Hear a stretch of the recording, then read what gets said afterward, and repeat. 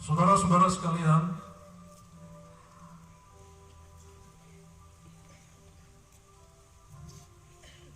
ketika kita bilang rasisme, kita harus ingat bahwa rasisme adalah penyakit. Rasisme adalah virus.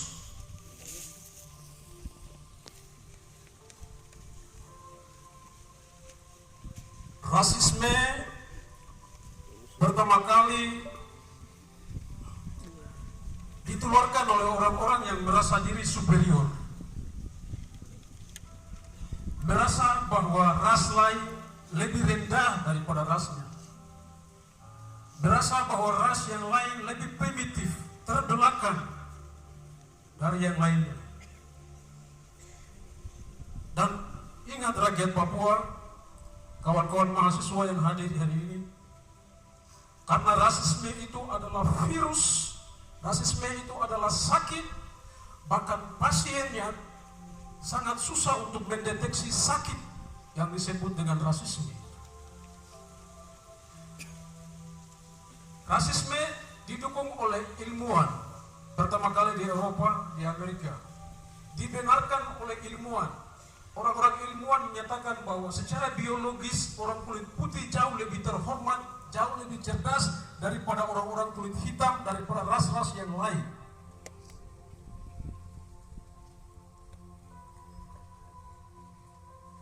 Penelitian ilmiah itulah yang menjadi pembenaran bagi kolonialisme, menjadi pembenaran bagi imperialisme untuk menguasai benua Afrika, untuk menguasai Asia, untuk menguasai Pasifik. Karena secara genealogi, secara biologi, mereka merasa bahwa mereka adalah orang-orang yang lebih cerdas daripada ras yang lain. Sehingga muncullah prasangka buruk terhadap bangsa lain, ras lain, bahwa bangsa dan ras yang lain adalah orang-orang yang terbelakang, primitif, orang-orang yang kelas bawah, orang-orang kelas 2, yang harus ditundukkan, yang harus dijajah, yang harus dikuasai, yang harus dibangun, yang harus dieksploitasi, yang harus menjadikan mereka sebagai budak.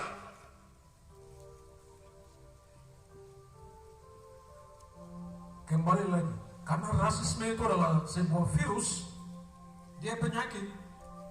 Kolonialisme membawa rasisme itu sampai pada wilayah Pasifik, Asia dan Pasifik. Masuk di dalam budaya, cara berpikir orang-orang Asia, orang-orang Indonesia, orang-orang Nusantara.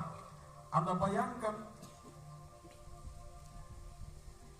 350 tahun lebih budaya rasis itu betul-betul tertanam di dalam beberapa generasi dan yang panjang di dalam generasi orang-orang Asia maupun Pasifik akibat dari kolonialisme.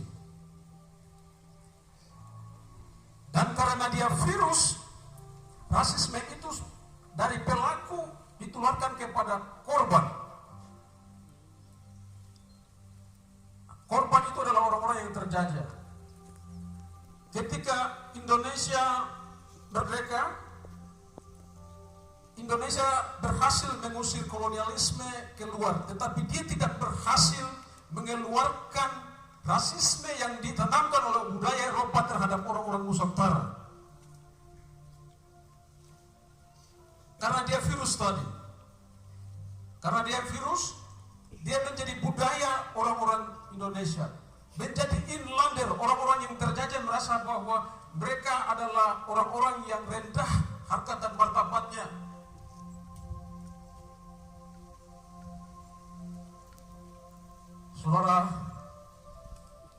Saudari, saya harus bicara ini untuk menyampaikan bahwa penyakit rasisme itulah yang menyebabkan Soekarno pada Trikora menyampaikan bahwa ras lain, bangsa lain, termasuk bangsa Papua tidak berhak, mereka adalah bangsa boneka yang tidak berhak untuk menentukan nasib politik mereka sendiri. Itu adalah prasangka rasis.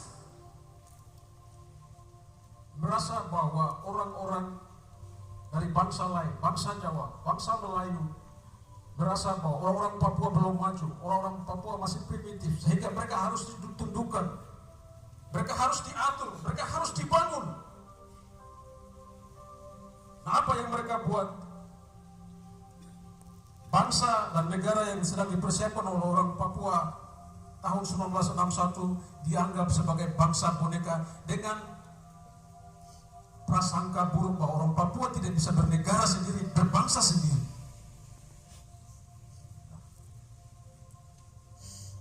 Kawan-kawan mahasiswa harus belajar ini. Rakyat Papua kita harus belajar bahwa pencaplokan wilayah ini, aneksasi wilayah ini didasari dengan prasangka rasis. 1962 New York Agreement, 1967 kesepakatan antara Indonesia dan Amerika Serikat dalam kontrak karya Freeport. PPRA 69 tidak melibatkan satu pun orang Papua karena dianggap bahwa orang Papua adalah orang yang primitif, orang Papua tidak berhak untuk menentukan nasib politiknya sendiri, orang Papua perlu diatur, sehingga semua perjanjian diatur berdasarkan kesepakatan sepihak antara orang-orang yang merasa diri superior, antara Amerika Serikat, Belanda dan Indonesia, tanpa memperhitungkan rakyat Papua sebagai selaku pemilik sah bangsa dan tanah air ini untuk menentukan nasib politiknya sendiri. Itu adalah rasis.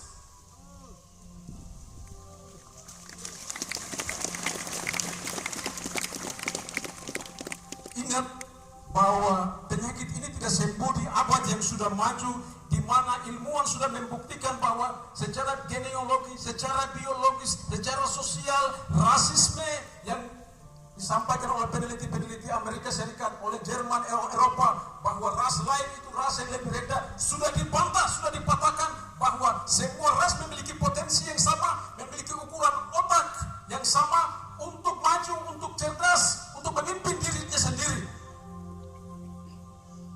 Jadi ingat bahwa secara ilmu, secara ilmiah sudah membuktikan bahwa semua ras di dunia ini memiliki kesempatan yang sama, punya peluang yang sama untuk maju.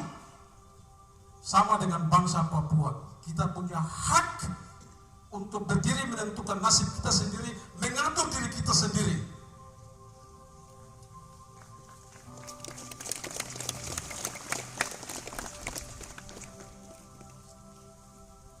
Karena rasisme tadi itu adalah penyakit, kolonialisme Indonesia menginjakan tanah ini, karena tadi adalah virus yang menyebar, dia juga meninggalkan virus itu terhadap orang Papua. Jadi dari Eropa tiba di Jawa, dari Jawa tiba ke Papua. Apa dalam bentuk Papua? Hari ini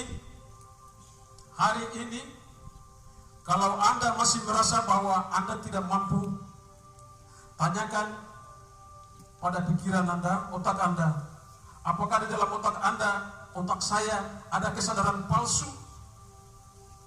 Kesadaran palsu yang mengatakan bahwa kami bangsa yang invader, kami bangsa yang rendah, kami bangsa yang tidak mampu, kami harus diatur oleh orang lain. Berarti Anda sedang mengidap penyakit yang namanya rasis.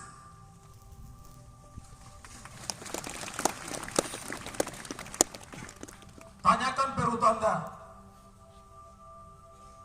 dari mana Anda sedang makan dan konsumsi setiap hari.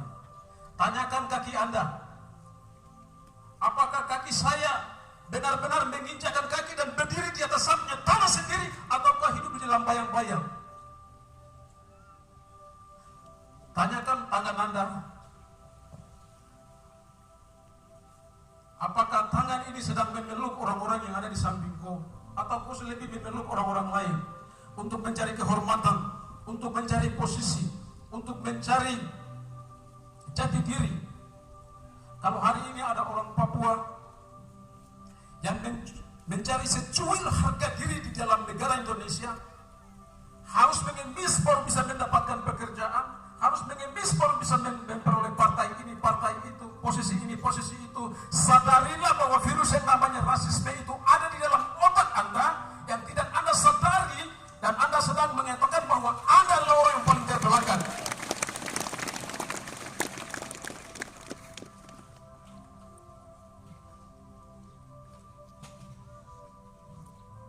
Jadi kalau kita mau bilang rasisme itu bukan soal warna kulit. Orang lain menjajah kita lalu bilang bahwa kita monyet. Ya memang monyet kita dijadikan sebagai simbol perlawanan. Monyet itu bentuk ejekan terhadap orang lain yang menyatakan bahwa martabat kemanusiaan dia sama dengan binatang yang disebut monyet.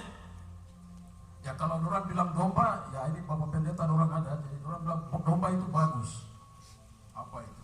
Binatang yang bagus, binatang yang mantap. Kalau tikus kita bilang koruptor. Binatang apa lagi? Merpati itu kita bilang roh kudus. Jadi memang binatang sama-sama dengan monyet. Tetapi ketika mereka sampaikan bahwa monyet itu mereka sedang menaruh martabat kemanusiaan Anda lebih dekat dengan yang binatang yang namanya monyet. Karena sifat saya dengan manusia hanya memiliki 2% DNA. Darwinisme menyatakan bahwa manusia berasal dari monyet. Tapi orang-orang ilmuwan ini ya menyatakan bahwa orang-orang dengan ras yang lain lebih cerdas daripada yang ras yang lain. Jadi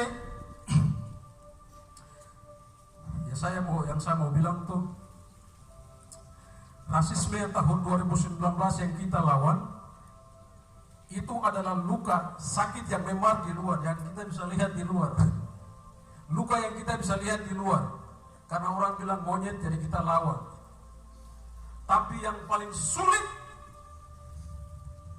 adalah sakit yang terinfeksi di dalam dan susah dideteksi oleh pasien yang namanya orang-orang yang menganggap bahwa mereka superior.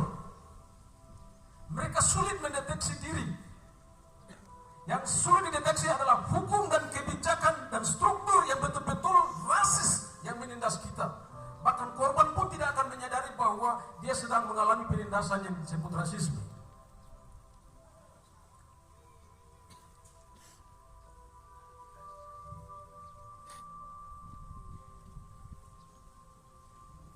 Hari ini saya bebas, tapi di pintu keluar, pintu kecil di Lapas Sambipura saya tadi sampaikan kepada wartawan bahwa memang hari ini saya bebas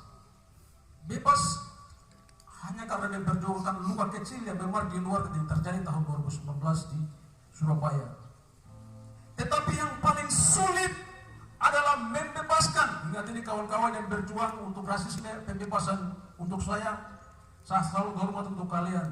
Tetapi perjuangan kita berikutnya adalah membebaskan orang-orang yang terpenjara di dalam paradigma rasis.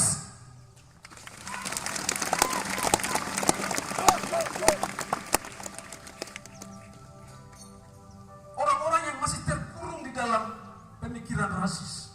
Itu adalah penyakit. Mereka masih terkurung di dalam penjara itu. Tugas perjuangan kita hari ini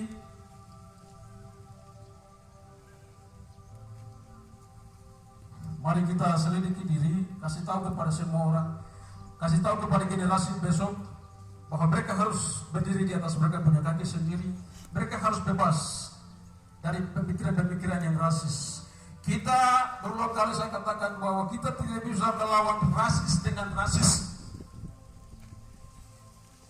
Biarkan mereka yang rasis terhadap kita orang Papua, tetapi kita orang Papua, kita akan tunjukkan bahwa kita manusia yang bermartabat. Kita tidak akan rasis terhadap bangsa lain. Kami melawan bangsa lain, kami melawan penindasan, kami melawan penjajahan. Kami tidak melawan bangsa lain berdasarkan kulit, warna, rambut, dan segalanya. Kami menunjukkan bahwa kami manusia yang bermartabat, kami manusia yang bermartabat. Dari ujung pulau yang paling barat batas antara Papua dan Indonesia, Pulau Bo, Raja Empat, sampai ke Kiwirok. Paling utara Pulau Bovendol, Papendol sampai ke Almasu. Kita memiliki 414 bahasa. Orang bilang bahasa itu bahasa itu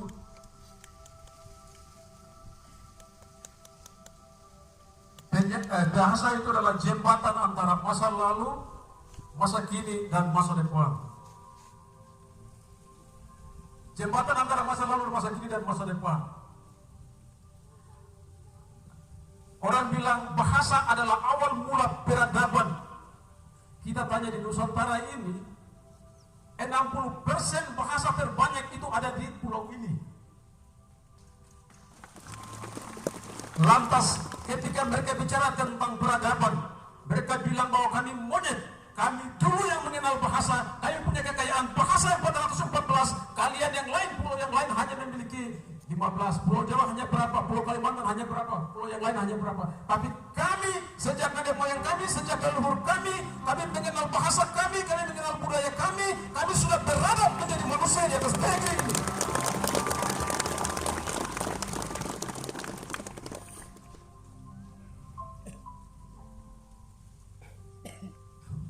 Saya mau sampaikan, tinggalkan pesan satu hal, kawan-kawan yang di mahasiswa, siapapun engkau yang bekerja dimanapun, ingat bahwa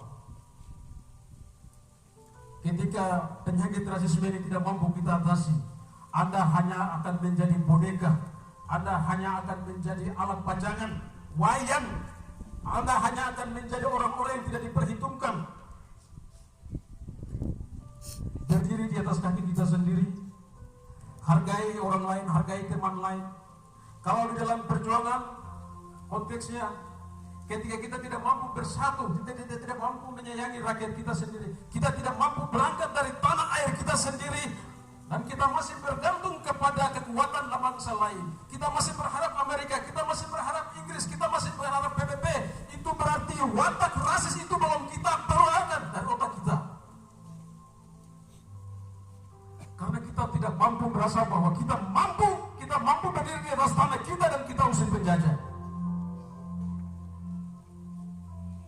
Saya mau ajak bahwa perjuangan ini ada di atas tanah ini. Mari kita baku gandeng, siapapun organisasinya, mari kita baku gandeng. Kita mulai dari tanah ini, kita mulai dari negeri ini, kita mulai baku sayang, kita mulai baku gandeng. Perbedaan itu hal yang wajar, tapi kita tidak boleh runtuh. Kita tidak boleh runtuh. Kita harus maju. Kita harus maju karena harapan itu ada. Kita punya kekuatan suara hari ini. Mungkin orang lain menganggap bahwa kita hanya punya kekuatan suara. Tetapi kita, ketika kita bersatu dan kita bersuara, mulai dari aksi rasisme ini, Malcolm X itu seorang aktivis rasis di Amerika Serikat. Favoritnya saudara Eman Gubain, dia bilang begini, bila engkau tidak bisa berdiri untuk sesuatu, maka engkau akan jatuh di dalam segala sesuatu. Saya ulang, bila engkau tidak bisa berdiri untuk sesuatu, maka engkau akan selalu jatuh di dalam segala sesuatu. Karena itu saya salut bahwa rasisme hari ini, isu rasisme kita mampu meyakinkan kepada Indonesia, kepada dunia, bahwa orang Papua terus berjuang, bahwa orang Papua terus menyatakan bahwa anti rasisme itu adalah musuh kita bersama-sama. Saya menyampaikan terima kasih kepada kawan-kawan yang terus berjuang mulai dari tahun 2019, yang mengawal di rumah sakit, kawan-kawan pengacara yang setia, kawan Eman, kawan Gustaf, kawan Mercy, kawan Anu Siregar, kawan-kawan di koalisi hukum dan HAM yang betul-betul mengawal kasus ini. Kita berhasil menyatakan kepada orang-orang Indonesia bahwa penyakit ini harus kita lawan dan harus kita sembuhkan. Saya salut dan saya hormat untuk kawan-kawan yang tahan panas, tahan dingin tahan debu di depan pengadilan. Kalian orang-orang hebat, kalian orang-orang luar biasa. Kalian tidak berjuang untuk saya. Kalian sedang berjuang untuk kemanusiaan yang lebih besar daripada seorang Victor Imo. Saya salut buat dewan gereja selama di rumah sakit yang terus bersama-sama dengan saya. Saya salut untuk dok-dok dua mulai dari direktur sampai di matri suster yang betul-betul bersatu dan komitmen mengatakan bahwa dia harus sembuh dan keluar. Kesempatan ini saya juga salut untuk orang-orang yang berhasil, yang kemarin kita melihat mereka sebagai musuh, tetapi kita berhasil meyakinkan kepada mereka bahwa rasisme itu adalah perjuangan bersama. Apa yang kita perjuangkan adalah hal yang benar, sehingga mereka berbalik menolong kami. Hakim yang sebelumnya tidak bisa, hakim mengizinkan saya untuk bisa berobat. Dan saya hari ini bisa bebas. Saya tidak lupa dan salut hormat buat bapak mama kami. Untuk setiap doa yang mengalir untuk saya. Untuk gereja di setiap doa-doa syafaat yang tidak melupakan saya. Saya terima kasih untuk itu. Saya terima kasih juga kepada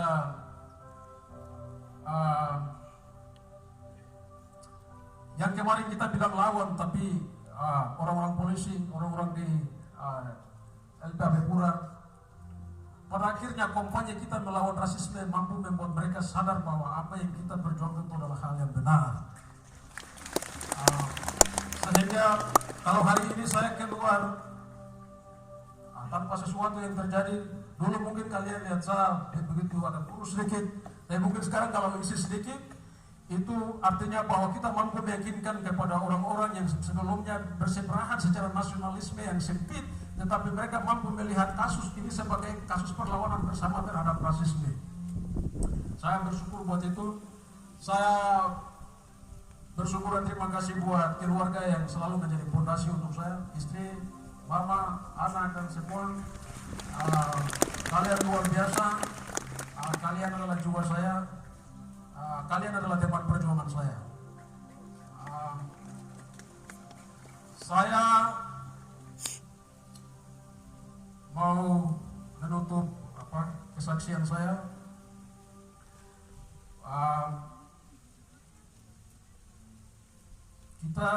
Saya secara pribadi, saya betul dengan kawan-kawan yang banyak di sini belajar tentang banyak teori, bahkan sampai kita menyatakan bahwa tidak ada sebuah energi kekal, tidak ada sebuah energi kekal di dalam dunia ini di mana segala sesuatu dikontrol oleh materi melalui hukum-hukum alam, di mana eksistensi tentang Tuhan itu sangat kita tidak tempatkan pada posisi yang depan. Tetapi dari setiap pengalaman, saya mau pesan kepada kawan-kawan bahwa pengalaman akan membuat Anda bertemu dengan yang namanya Tuhan.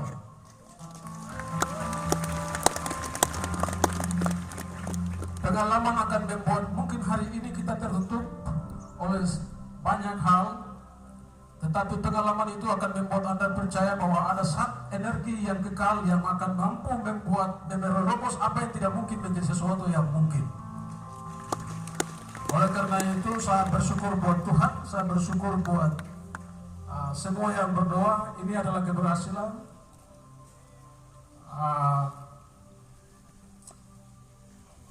Saya pikir itu yang bisa saya sampaikan untuk hari ini.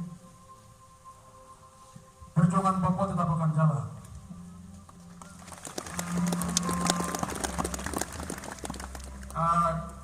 Kita bersyukur kawan-kawan kita yang datang, Tuan Markus Halum ada di sini, kawan-kawan yang lain ada dan baru pulang dari Vanuatu. Mereka datang dengan semangat persatuan. Saya harap supaya persatuan itu benar-benar kita wujudkan bersama-sama. Ketika pemimpin bersatu, rakyat bersatu, tidak ada yang tidak mungkin.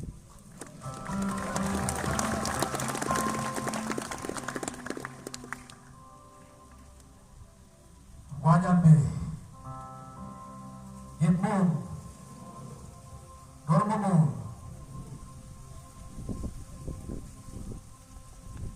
Foi, Kinaunau, Amanai, Amanoi, Oha, Toya, Wah. Terima kasih.